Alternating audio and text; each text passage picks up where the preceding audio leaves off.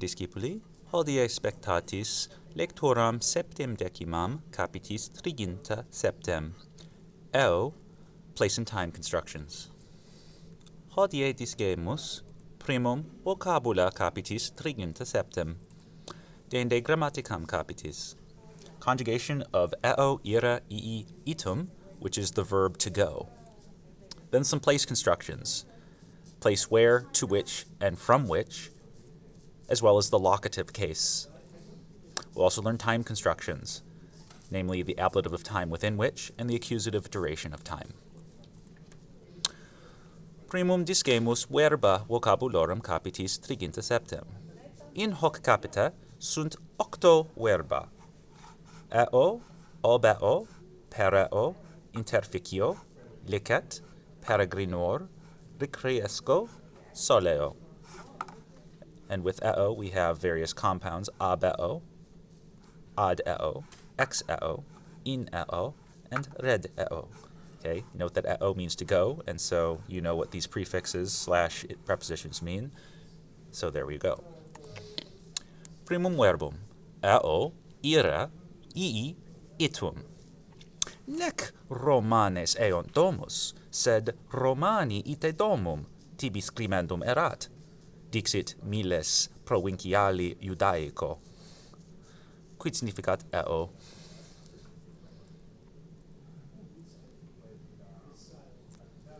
Proximum verbum, obeo, obire, obii, obitum. Ecce obituariam. Obitiarum Walter White. Quid significat obeo?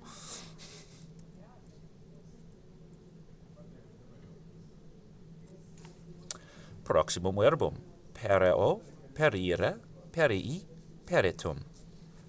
Qualis artifex pereo, dixit Nero imperator, se interfecturus? Quid significat pereo? Ecce Nero imperator se interficiens. Quid significat pereo? Proximum verbum, interficio, interficere, interfeci, interfectum. Qualis artifex pereo, dixit Nero imperator, se imperfectorus? Quid significat interficio? Proximum verbum, licet, licere, licuit. Est verbum impersonale. Si hoc habes, tibi vehiculum agere licet. Si hoc habes, licentiam, tibi vehiculum agere licet. Quid significat licet?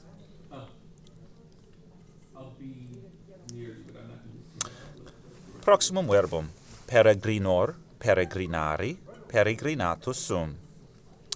Ad undecim nationes peregrinatus sum. Ad quantas peregrinati estis? Quid significat peregrinor? Ego peregrinatus sum ad Franciam, ad Germaniam, ad Angliam, ad Poloniam, ad Portugalem, etc. etc. Proximum ultimum verbum, requiesco, requiescere, requievi, requietum. Requiescat in pace. Requiescat in pace. Quid significat requiesco? Ultimum verbum, ultimum verbum. Feles requiescere magnam partem diei solent. Quid significat soleo? Ecce feles dormit. Quid significat soleo?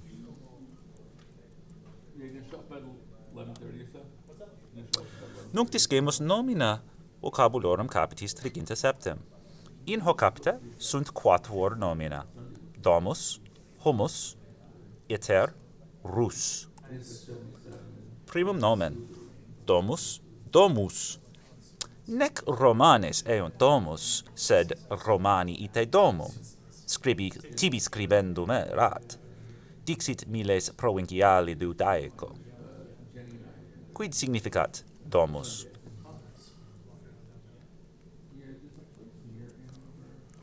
Proximum nomen, humus, humi. Ecce humus terrae in manibus. Quid significat humus?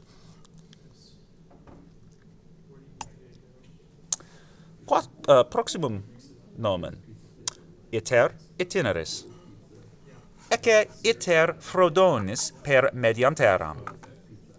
Quid significat iter? Ecce iter Frodonis per mediam terram in Mordorem et montem fatalem. Quid significat iter? Ultimum nomen, rus, roris. Ecce rus. Ecce rus. Rus non est urbs. Est terra ruralis. Quid significat rus? Nunc discemus adjectiva vocabulorum capiti 30 septem. In hoc capita sunt quatuor adjectiva: absens, gratus, idoneus, immotus. Primum adjectivum, absens. Altera discipula praesens, altera absens est. Quid significat absens? Altera discipula praesens, altera absens est. Est facile. Proximum adjectiva, gratus, grata, gratum. Persona non grata. Persona non grata. Okay. Odimus illum. Quid significat gratus? Proximum adjectivum, idoneus, idonea, idoneum. Hic ludus liberis non idoneus est. Non idoneus est liberis. Quid significat idoneus?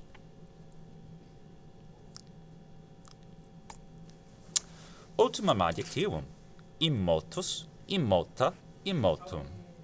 Iter a snorlace immoto impeditor. Quid significat immotus? Ecce iter, ecce snorlax. Snorlax iter impedit. Iter a snorlace immoto impeditor. Snorlax moveri non potest. Okay. So the grammar for this chapter is, guess what? Another irregular verb that you have to deal with. And this one is eo, ira, itum. Okay, and this is the verb to go. Okay, which, as you can imagine, is a very commonly used verb in any language, and so certainly in Latin. And of course, the just as with verbs like volo and fero, etc., and the more commonly used words in a language are more likely to be irregular. Okay, and certainly that is certainly the case, especially in the present indicative. Okay, so eo, I go, is, you go, it, he, she, it goes, imus, we go, itis, they go, eont, or itis, y'all go, eont, they go. Okay, so this is probably the most irregular part of this. Otherwise, the rest of it is pretty straightforward. It's basically a long I plus the standard endings of all the tenses and stuff that we know. It's only in the active. You don't really see it in the passive, so don't worry about that.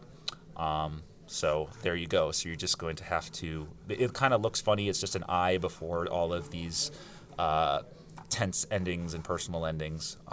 But it's another thing to add to your wheelhouse. Okay. Here's a bit more of it in the subjunctive. Okay. So, again, the most irregular form is the present subjunctive. It almost looks like it's supposed to be a second conjugation verb because it has the ea, like in we beat a liar. But eam, I should go, eos, you should go, eot, he, she, it should go, etc., etc. Okay, but otherwise, look at the imperfect, perfect, and pluperfect subjunctive and look at the principal parts, and you'll see that it conjugates pretty regularly. Okay. The imperatives, e, just a long I, is the singular, go, and the plural is ite, okay, y'all go. The gerund, in other words, is something we're actually going to learn later this semester, is eundi, going. We'll get to that later. Also the participles, ens or eons, okay, there's some variation of how that's spelled. And then the future participle being about to go iturus, okay, etc. So again, ira, the infinitive, future infinitive, iturus esse. The perfect is technically iisa, it's often shortened to isa, okay, so just be aware of that, okay. So that's your new irregular verb to contend with, and again, it's just a matter of memorizing kind of especially the more irregular conjugations. The other part of the grammar of this chapter is place constructions, okay? And so, in other words, basically prepositional phrases involving the accusative or ablative that have to do with place. So some of these we've already been using. And so what we're kind of doing in this chapter is we're kind of putting names to these things and sort of organizing them more formally and comprehensively. So first off, there's place to which, okay? These are constructions that take the accusative with ad or in plus the accusative, right? So it's place to which implying forward motion, so we're going to use ad or in plus the accusative. So we have ad orbem redimus, so we go back to the city. Okay, or we return to the city, place towards, place to which, or in castro redimus, we return to camp, okay, or literally we go back into the camp, right, but return to camp is the better English, okay, so these are accusative, so place to which will always take the accusative with ad or in, okay. There are some cases in which you do not use a preposition with the place to which. One is where you have the proper name of a city or town, such as Rome or Carthage or Athens. Okay, so Romam redimus means we go back to Rome. Okay, we don't have to say ad Romam redimus. Okay, if you use the proper name of a city or town, you can just use it by itself. There are very few common nouns that do this, but one of the most common one is domum. Okay, or is domus rather, for house. Okay, so domum redimus is we go back home. Okay, or we go back to the house. Notice how we use the same, we do it the same way in English. We say let's go home. Okay, we don't say let's go to the home or to our home. We just say let's go home. So Latin does the same thing. You just say domum in the accusative of place to which, okay, without an in or ad. Okay, hence the correct way of saying Romanes eont domus is Romani ite domum, right? Okay, another place construction, rather than motion towards, is no motion at all, place in which. Okay, so in other words, it's showing where you are and there's no motion. And with no motion, you know that you use ablative case. So in orba remanemus, okay, we stay in the city. Okay, no motion, orba is ablative. In castris remanemus, okay, we stay in the camp. Okay, again, no motion, ablative. Well, what if you use those words for a proper name of a city or domus? Well, guess what? You're actually learning a new case today. It's called the locative. Okay, the locative case is very similar to the ablative case, but it's only used for place in which constructions. Hence, locative has locus in it. Okay, meaning it's the case of place. Okay, sounds like ace of base, I know. So basically, if you have the proper name of a city or town like Roma or Carthago or Athenae, okay, you can just get rid of the in and just put it in the locative case. And the locative for Roma is Romai, okay? The locative for domus is domi, okay? I know it looks weird, but that's technically the locative. So don't say domo like it's ablative. Another word that does this, that's a common noun, is rus uroris, which is also a vocab word of this chapter. So you would say ruri, R-U-R-I, as the locative. We stay in the countryside. Ruri remanemus, okay? Excuse me. Okay, and then finally, you are going somewhere, you're staying somewhere. Well, what if you're leaving? Okay, that's the place from which constructions, which also take the ablative, because we know that the ablative is not just for no motion, but it's also for motion away. Okay, so ex urbe egredimor, okay, we get out of the city. Okay, we leave the city. Ekastis egredimor. Okay, we leave the camp. We go out of the camp. Okay, we proceed from the camp. We exit the camp, whatever you want to say. Okay, so we use a or x. We can also say use a or ab with this as well. And just as in the previous stuff, also place from which with proper names of cities or towns or words like domus or rus, okay, you don't need the preposition. So Roma egredimor, okay, is just going to be Roma in the ablative without an x or a. And domo is the ablative without an x or ab. Okay, we leave from home, or we leave from Rome. Okay, so hopefully this organizes that all in a way that makes sense using a consistent kind of group of sentences here. Okay, so that was place. Well, what about time? Let's do this with time constructions now. Okay, so the Romans conceived of time very similarly to space. Okay, so you're basically going to treat it the same way when it comes to the prepositions you used in these sorts of constructions. So let's start with the time in or within which. So in other words, you're not moving through time. Okay, you are within a single point. You're in a single point in time, or you're within a single period of time without implying any motion going through time back or forth. Okay, and it takes the ablative just like staying in a single place takes the ablative. So for instance, paucis diebus domum rediemus. We will go back home in a few days, or within a few days. So in other words, this is an ablative time construction that is denoting a period of time within which an action is happening. So we will go back, we will do the action within this period of time, a few days. Paucis diebus in the ablative here. We will go back home. Okay. Notice how I'm also practicing other grammar from this chapter with these sentences. Another one is eo anno Caesar obiit. Okay, Caesar died in that year, 44 BCE, right? So again, the time, in Yosu you have time words for both of these, so that's another way you can tell a time in which this action happens or happened. Okay. Now, time within which, taking the ablative, should be distinguished from the accusative of duration of time. Okay?